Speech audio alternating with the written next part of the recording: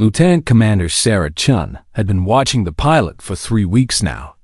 Every single day, the same strange thing happened. The ship would turn in a long, slow curve that added hours to their journey. It burned fuel. It wasted time. It made no sense at all. Sarah was the only human on the Concordance. The ship carried diplomats and scientists from 12 different alien species. She was here as a flight systems analyst, which meant her job was to study how ships moved through space. And what she saw every day made her head hurt. The pilot was a Volante named Crixtel. He had gray skin, 4 arms, and eyes that never seemed to blink. He was good at his job.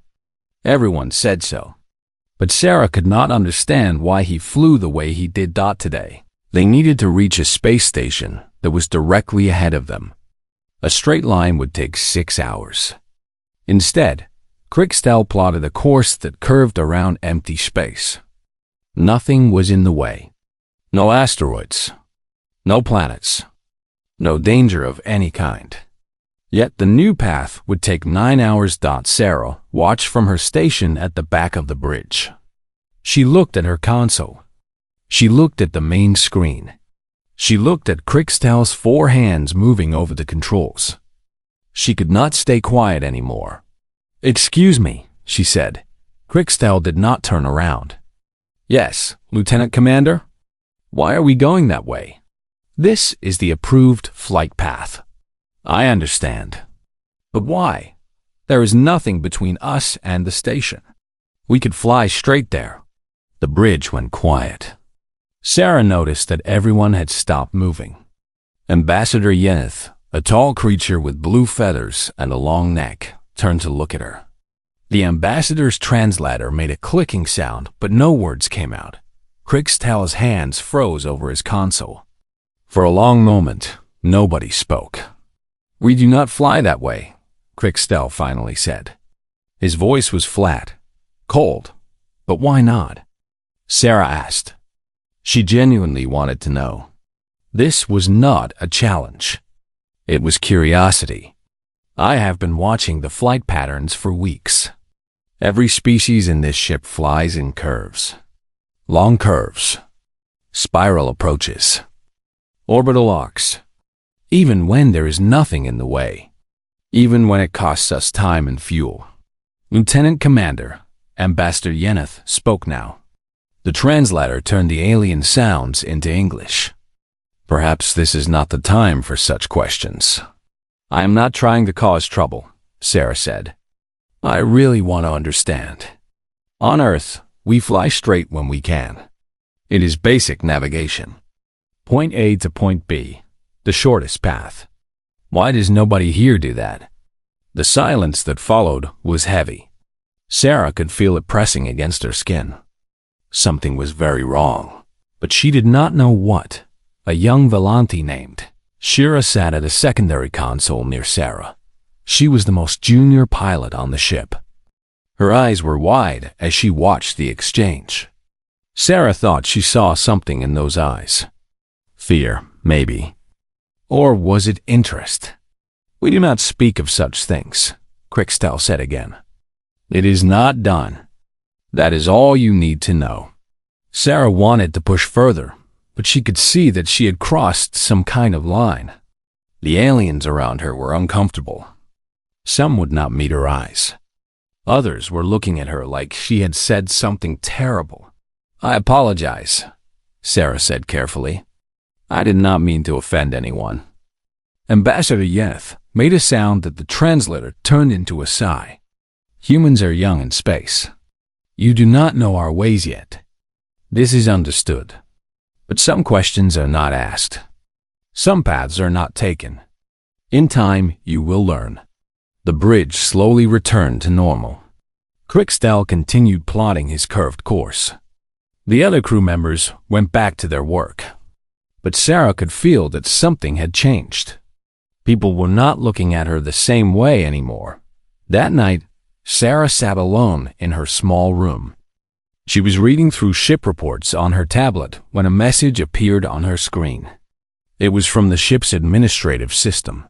Cultural sensitivity. Log entry FLH. She opened the file and felt her stomach drop. Her question on the bridge had been recorded. Not just recorded, but classified. It was marked as a Level 3 social violation. Sarah had never heard of this log before. She had been on the ship for 2 months, and nobody had told her it existed. She scrolled through the file, trying to understand what she was looking at. The log contained hundreds of entries. Most were small things. A crew member eating during a sacred hour. Someone using the wrong greeting with a senior officer. Minor mistakes from people who were still learning each other's cultures. But Sarah's entry was different. It was highlighted in red. The description read, Human crew member questioned fundamental navigation protocols. Expressed desire for direct flight paths. Recommend cultural rehabilitation program. Cultural rehabilitation. Sarah did not like the sound of that dot. She kept reading. There were notes attached to her file from Ambassador Yeneth. The ambassador had written that Sarah was young and ignorant, and that her question came from a place of inexperience. Not malice, but there was also a warning. If Sarah continued to ask such questions, she would be removed from bridge duty. Sarah put down her tablet. She lay back on her bed and stared at the ceiling.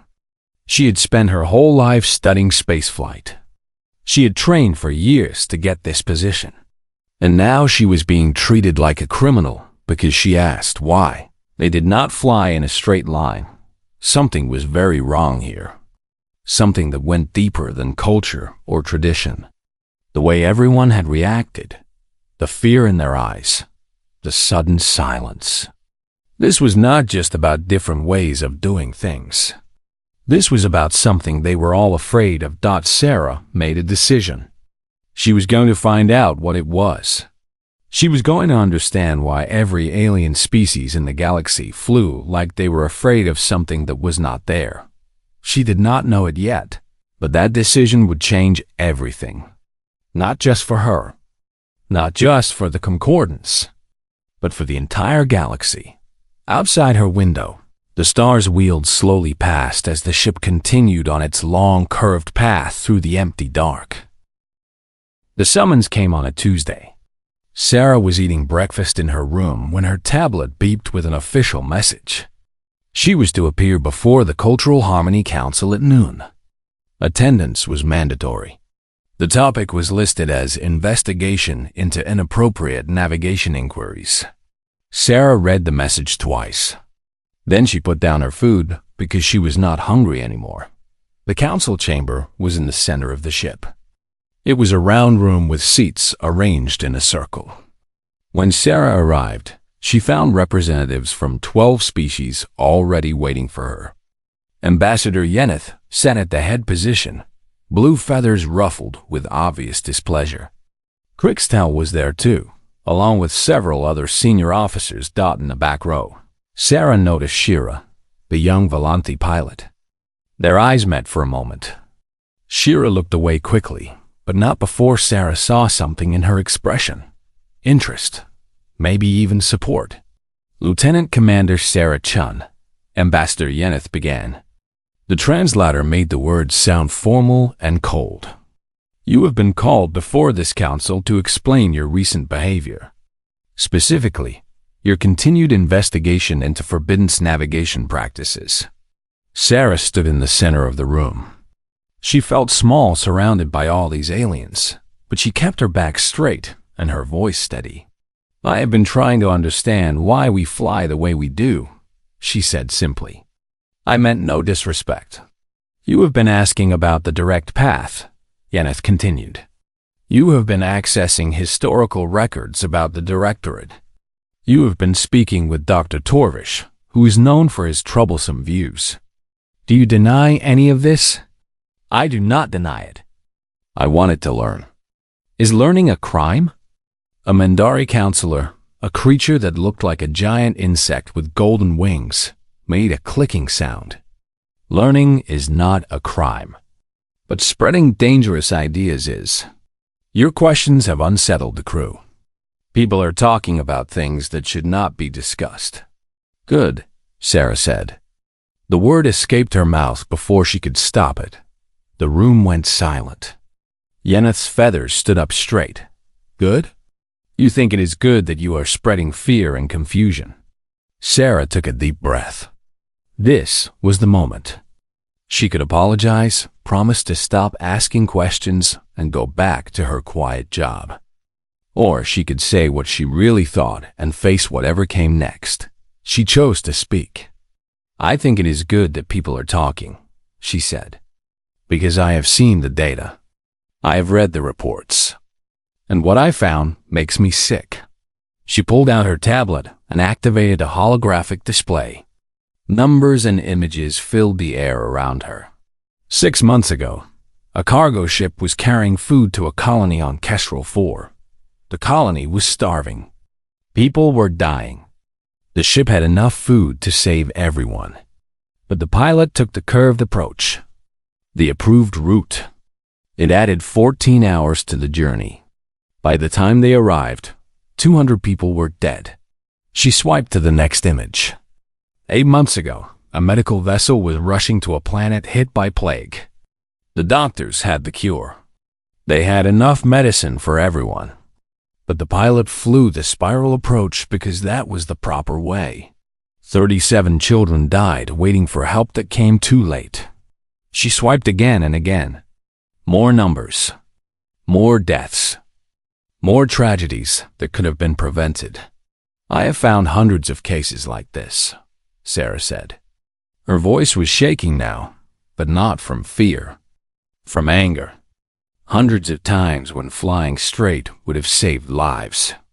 But nobody flew straight because everyone is afraid of ghosts. Yeneth slammed a hand against the arm of the chair. The Directorate were not ghosts. They were real. They killed trillions. They erased civilizations. You know nothing of what our ancestors suffered. I know they suffered, Sarah replied.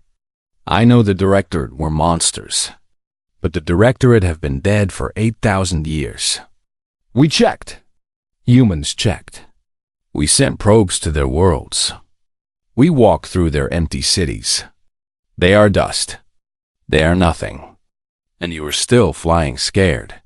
How dare you? The Mendari counselor buzzed. You have been in space for barely 2 centuries. What gives you the right to judge us? I am not judging you. I am asking you to stop killing yourselves. Sarah pointed at the holographic beta still floating in the air. Look at the numbers. Look at the deaths. The Directorate are not killing your people anymore. Your fear is killing them. Your rules are killing them. Every time a pilot takes the long way because the short way reminds them of monsters, someone pays the price. She lowered her arm and looked around the room. Humans fly in straight lines. We always have. From the first time we left our planet to the moment we joined the galactic community, we have flown direct when direct was the smart choice. And we are still here. We are not the Directorate. Efficiency does not make you a monster. Choosing to harm others makes you a monster. The room was silent. Sarah could hear her own heartbeat in her ears. Finally, Yeneth spoke. The ambassador's voice was cold and hard. The council will take a vote. All in favor of removing Lieutenant Commander Chun from duty and confining her to quarters for cultural rehabilitation. Hands and claws and tentacles rose around the room. Sarah counted them. 9 votes in favor. 3 against. The motion passes, Yeneth said. Lieutenant Commander Chun, you will surrender your access badge and report to your quarters. You will remain there until we determine whether you can be trusted to serve on this ship. 2. Security officers approached Sarah. She did not resist as they took her badge and escorted her toward the door dot as she passed Shira. She heard the young pilot whisper something. It was so quiet that Sarah almost missed it. I downloaded everything. Sarah did not look back. She did not react. But as the doors closed behind her and she was led down the corridor to her confinement, she felt something she had not expected to feel. Hope. She had planted a seed. She did not know if it would grow, but at least one person had heard her. At least one person was willing to think about another way. Sometimes that was all it took. One person brave enough to question what everyone else accepted. One person willing to look at the truth even when it was painful. Sarah had done what she could. Now she could only wait and see what happened next. Sarah spent the next 3 days searching for answers. She read every file she could access about galactic navigation. She studied the flight logs from 100 different ships. She watched recordings of docking procedures at major space stations. And everywhere she looked, she found the same thing: curves, spirals, long sweeping arcs that wasted time and fuel. Every species did it. The Volanthi, the Kryn, the Sureshi, the Mendari. All of them flew the same way. The patterns were not just similar. They were identical. Mathematically perfect spirals that looked almost like a dance. This was not random. This was not tradition passed down and slowly changed over time. This was precise, exact, like everyone in the galaxy had learned from the same teacher. Sarah needed help. She needed someone who knew the history of this place. Someone who would not shut her down the moment she asked a difficult question. She found the person in the ship's archive section. Dr. Torvish was old. Very old. He was a Kryn, which meant he had 6 legs, 2 arms, and a face that looked like it was made of tree bark. One of his legs was mechanical, a prosthetic that clicked softly when he walked. He had been a historian for over 200 years, and he had a reputation for asking questions that made other people uncomfortable. Sarah found him sitting alone in a corner of the archive, surrounded by floating holographic texts. He looked up when she approached. His eyes were deep and tired, but also curious. "You are the human who asked about straight lines," he said. It was not a question. "Word travels fast," Sarah replied. "Word always travels fast when someone pokes at old wounds." He gestured for her to sit. "I have been wondering when you would come to me. Humans are curious creatures." I did not think he would let this go. Sarah sat down across from him. "I need to understand. Why does everyone fly the same way? Why is asking about it treated like a crime?" Torvish was quiet for a long moment. Then he waved his hand and the holographic texts around him disappeared. He leaned forward and his voice dropped low. "What I am about to tell you is not taught to young species. It is considered too dangerous, too disturbing. You will not find it in any official record. But you need to know, so I will tell you." Sarah nodded. Her heart was beating fast.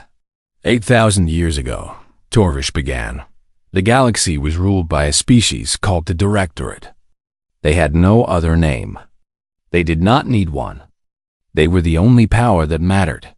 He paused, gathering his thoughts. The Directorate believed in one thing above all else: efficiency. They measured everything. They calculated everything. They reduced all of existence to numbers and equations. To them, the universe was a problem to be solved in the most direct way possible. They flew in straight lines, Sarah said. Yes, always, without exception. The shortest path between 2 points. The minimum use of resources. The fastest possible route. They flew like arrows through the darkness. Torvesh's voice grew heavy. And when they found other species, they measured them too. They calculated whether those species were useful, efficient, worthy of existing. If a civilization did not meet their standards, they were removed, not conquered, not enslaved, erased, completely, down to the last child, down to the last memory. Sarah felt cold. How many? We do not know. Thousands of species, perhaps. Entire civilizations lost forever. The Directorate kept records, but they only recorded what they considered important. The names of the dead were not important to them. The old historian looked at Sarah with eyes full of ancient pain. The species that survived did so by hiding, by being too small to notice, by making themselves look useless. And when the Directorate finally fell, destroyed by a war we do not fully understand, the survivors came out of hiding. They met each other. They shared their stories, and they all remembered the straight lines. Sarah whispered, "Yes, the Directorate's ships moved like nothing else.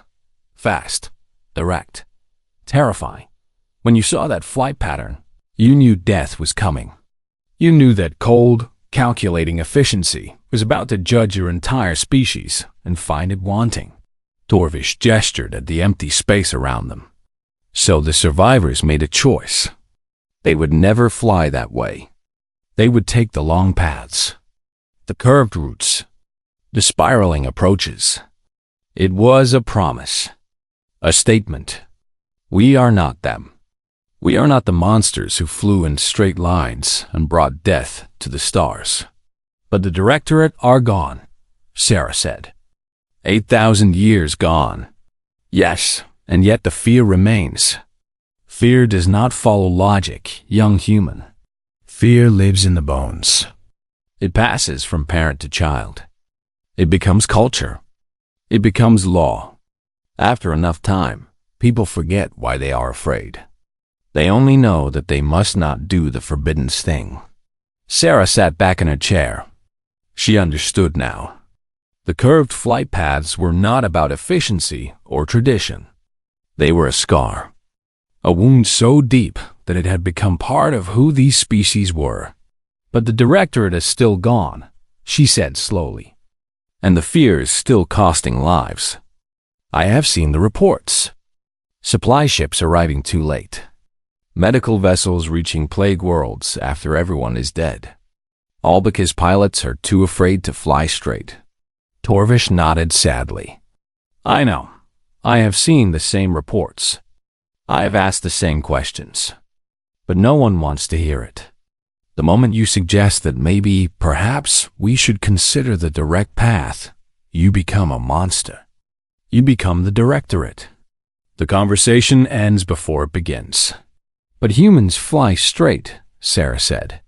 We always have. And we are not monsters. The old historian looked at her for a long time. Something in his eyes changed. It was small, but Sarah saw it. A tiny spark of something that might have been hope. No, he said quietly. You are not. And perhaps that is why you were meant to ask this question. You have no memory of the Directorate. You have no fear in your bones. You can see what we cannot. He reached out and touched her hand with his rough, bark-like fingers. Be careful, Sarah-chan. The truth can set people free, but it can also make them very, very angry. And angry people do dangerous things. Sarah thanked him and left the archive. Her mind was spinning with everything she had learned. 8,000 years of fear. 8,000 years of flying the long way because the short way reminded them of death. But the death was gone. The monsters were dust. And the galaxy was still flying scared. Someone had to say something. Someone had to show them that there was another way. Sarah did not know if she was brave enough to be that someone. But she knew she could not stay silent anymore. 3 days passed. Sarah stayed in her quarters as ordered. She read books. She exercised. She stared out the window at the stars. She tried not to think about what would happen to her when they reached the next station. Would they send her home in disgrace? Would she ever work in space again? On the third night, the alarms started screaming. Red lights flashed across her ceiling. The sound was loud and sharp, cutting through the silence of her small room. Sarah jumped to her feet. She had heard this alarm before in training. It meant emergency. Life or death emergency. Her door opened. A security officer stood there, looking confused and scared. "The captain wants you on the bridge, now." Sarah did not ask questions. She ran. The bridge was chaos when she arrived. Every station was active. Every screen showed data and warnings. Captain Verith, a massive Sureshi with scales like dark metal, stood at the center of it all. When he saw Sarah, he waved her forward. "We received a distress call," he said. His voice was deep and rough. "A Kryn colony ship. Their reactor is failing. If it is not fixed or if they are not evacuated, it will explode in 6 hours. 4,000 people are on board. 2,000 of them are children in cryosleep." Sarah looked at the main screen. It showed the colony ship's position and the Concordance's current location. She did the math in her head immediately. "How far?" she asked. "At standard approach, 7 hours and 12 minutes. Sarah felt her stomach drop. "That is too long. They will all die." "I know." Captain Verith turned to look at her. His eyes were tired and sad. "I know what you said to the council. I know what you believe. I brought you here because I need to know. Can you get us there in time?" Sarah looked at the navigation console. Krixtel was sitting there, his 4 hands frozen over the controls. He was staring at the screen like it was showing him his own death. "The direct path," Sarah said slowly. "Straight line navigation. It would take 5 hours and 40 minutes. We would arrive with 20 minutes to spare." "That path is forbidden," someone said from across the bridge. Sarah did not see who. "That path saves 4,000 lives," Sarah replied. Captain Verith raised a hand for silence. "Krixtel, can you plot the direct course?" The Volanthi pilot did not move. His gray skin had gone pale. His hands were shaking. "Captain, I cannot. I will not. To fly that way is to become what we swore never to become. It is to bring the Directorate back into this galaxy." "The Directorate are dead," Sarah said. "Their way of thinking is not." Krixtel finally turned to look at her. There were tears in his large eyes. "You do not understand. You cannot understand. The moment we fly straight, we admit that efficiency matters more than anything else. We become cold. We become calculating. We become them." Sarah walked toward him slowly. She kept her voice gentle. "Krixtel, I understand your fear. I do. But think about what you are saying. You would rather let 4,000 people die than fly in a straight line. Does that sound like something a good person would do? Does that sound like something that is not cold and calculating?" Krixtel had no answer. He just sat there, trembling. Then Shira stood up from her station in the back of the bridge. The young Volanthi pilot walked forward until she was standing next to Sarah. "I will not plot the curved course," Shira said. Her voice was small but firm. "I cannot watch 4,000 people die because we are afraid of ghosts. I cannot do it." Captain Verith looked at his pilots. One was frozen with fear. The other was refusing orders. He turned to Sarah. "Can you fly this ship?" "Yes," Sarah said. "I trained on vessels like this. The controls are similar enough. But I need permission." The captain was quiet for a long moment. The alarms were still screaming. The clock was still ticking. 4,000 lives hung in the balance. "Permission granted," he said. "Take the navigation console. Get us there in time." Sarah moved to the console. Krixtel stumbled away, unable to watch. She sat down and let her fingers rest on the controls.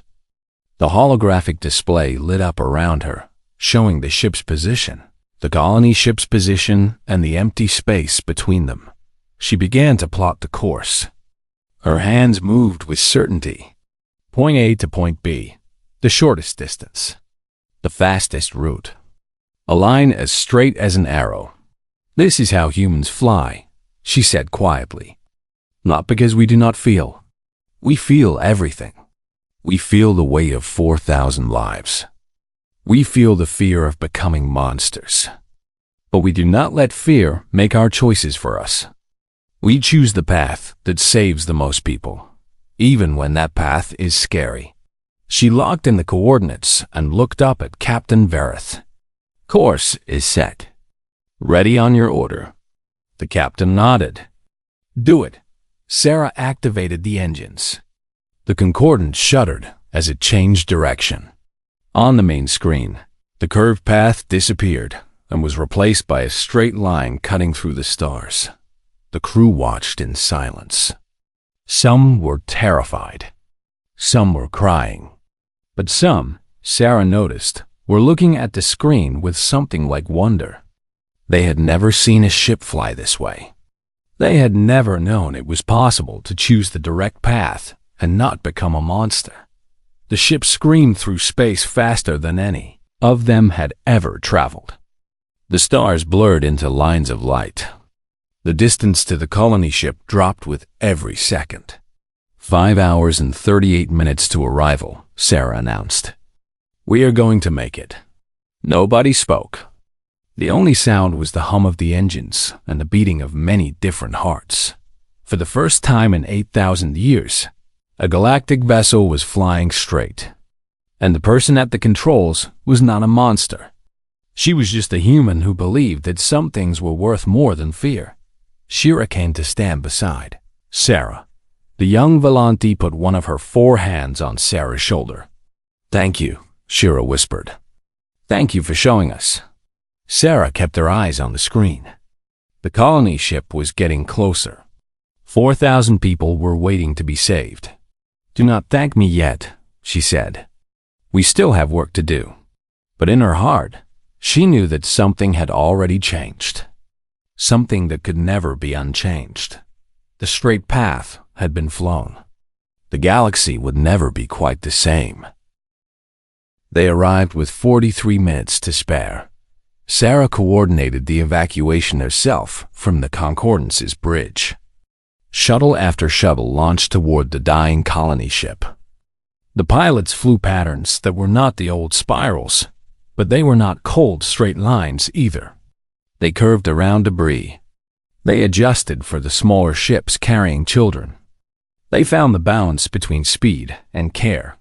The reactor exploded 51 minutes after the last shuttle returned. The Concordance was already a safe distance away, its cargo base full of frightened but living people. 4,000 souls saved.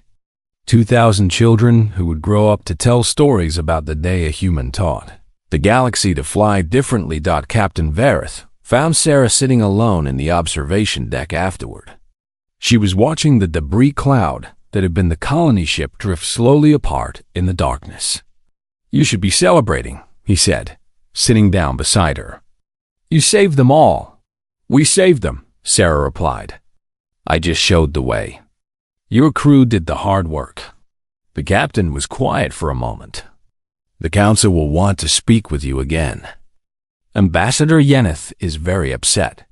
She is saying that what you did was reckless, that you put the ship in danger, that you violated sacred traditions. And what do you think? Verith turned to look at her. His scaled face was hard to read, but his eyes were warm. I think I spent 30 years flying curves because I was told it was the right thing to do. I think I never asked why. I think maybe I should have. Sarah smiled sadly. It is not easy to question what everyone believes. I know that now. No, it is not. But sometimes the hardest questions are the most important ones. He stood up and offered her his hand. Come. There are 4,000 people who want to thank the woman who saved their lives. You can worry about the council later. The next few days were strange. Sarah was treated like a hero by some and a criminal by others. The rescued colonists followed her around the ship, thanking her, blessing her, telling her that their children would know her name. But the council members looked at her with cold eyes, and whispers followed her wherever she went. Then the news spread beyond the Concordance. Other ships heard about what had happened. The story traveled from station to station, planet to planet. A human had flown the direct path. A human had saved 4,000 lives by doing what everyone was afraid to do. And the ship had not turned into a weapon of destruction. The crew had not become monsters. They had simply arrived in time. Messages began pouring in.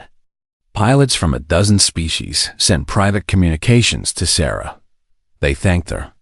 They told her their own stories of flights that took too long, of people they could not save, of the guilt they carried for following rules that did not make sense. A young Mandari pilot wrote, "I watched my mother die because our medical shuttle took the curved approach. I always knew it was wrong. I just did not know how to say it. Thank you for saying it for all of us." A Sureshi cargo captain wrote, "I have been flying for 50 years. I have always taken the long way. After your rescue, I tried the direct path for the first time. I was terrified, but nothing bad happened. I just arrived early. My crew had time to rest. My ship used less fuel. It was so simple. Why did it take us so long to see it?" 1 year later, Sarah stood at the front of a classroom on the orbital station Nexus Prime.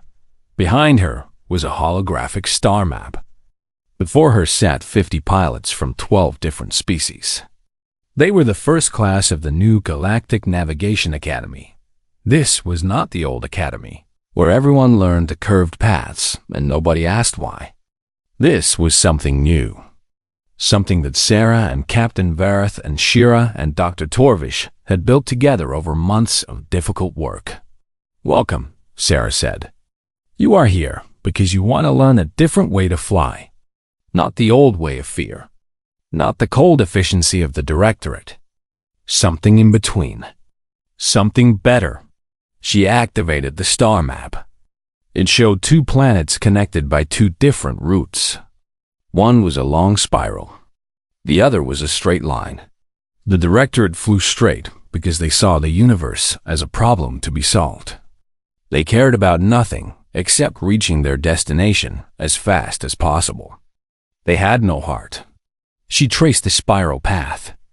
Your ancestors flew in curves because they were afraid of becoming that. They had too much heart and not enough wisdom to use it well.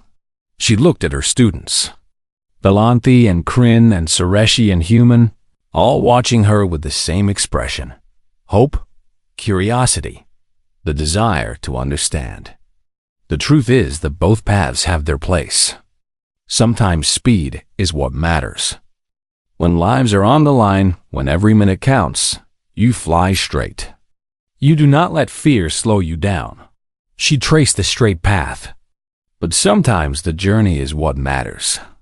Sometimes you take the long way because it is beautiful, or because your crew needs rest, or because the destination can wait. She turned off the star map. The Directorate's sin was never efficiency. It was believing that efficiency was the only value, that everything could be reduced to numbers, that the shortest path was always the right path. Your ancestors' mistake was the opposite. They believed that any efficiency was evil, that the longest path was always the safest. A young human pilot in the front row raised his hand. "So how do we know which path to choose?" Sarah smiled. "That is what you are here to learn. That is what makes a good pilot. Not the ability to fly fast. Not the ability to fly safe.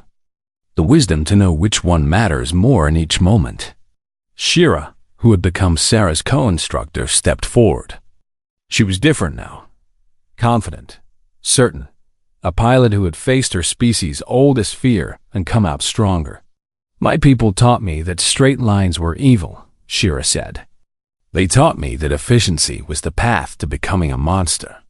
Sarah Chun taught me something different. She taught me that courage is choosing which values matter most in each moment. Speed when lives depend on it. Care when the journey matters. And always, always, the wisdom to tell the difference." The class ended with an exercise. Each student was given a scenario and asked to plot a course. Some chose the direct path. Some chose the curve. Some found creative solutions that Sarah had never considered. All of them explained their reasoning. All of them thought about more than just distance and time. All of them were learning to fly with both their heads and their hearts. Later that night, Sarah stood alone on the observation deck of Nexus Prime. She watched the ships coming and going from the station. Some still flew the old spirals. Old habits died hard. But some were taking routes that would have been unthinkable a year ago. Direct approaches when needed. Curved paths when appropriate.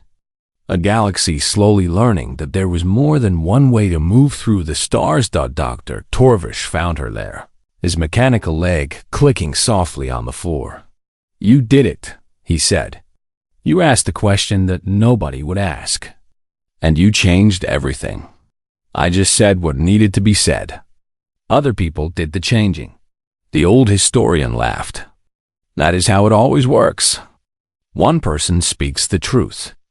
The rest of the universe decides what to do with it." He looked out at the stars. The Directorate ruled through fear. Your species is teaching us something different. That we can choose our own way. That we are not slaves to our history or our trauma. That even the deepest scars can heal. Sarah thought about the journey that had brought her here. A simple question on a ship's bridge. A history lesson in a dark archive. A council meeting where she stood alone. A desperate flight to save 4,000 lives. It had started with curiosity. It had grown through courage. And it was spreading now, slowly but surely, across the entire galaxy. The straight path was never the problem, Sarah said softly. The problem was forgetting that we get to choose. That we are not machines following programs. That we are people, and people can always find a better way. Torvish nodded. That is perhaps the most human lesson of all. The belief that tomorrow can be different from today. That the way things have always been done is not the way they must always be. They stood together in silence, watching the stars. Somewhere out there, pilots were flying courses that would have been impossible a year ago. Children were being taught that efficiency was not evil. Ships were arriving in time to save lives that would have been lost to fear. The galaxy was learning to fly again. And a human had shown them how. Not by force, not by conquest, just by asking a question that everyone was afraid to ask. Why do we fly like this? And does it have to be this way? The answer, it turned out, was no. It did not have to be this way. It could be better. It could be different. It could be whatever they chose to make it. That was the gift humanity brought to the stars. Not weapons or technology or power. Just a simple, stubborn belief that asking why was always worth the trouble. And it was. It always was,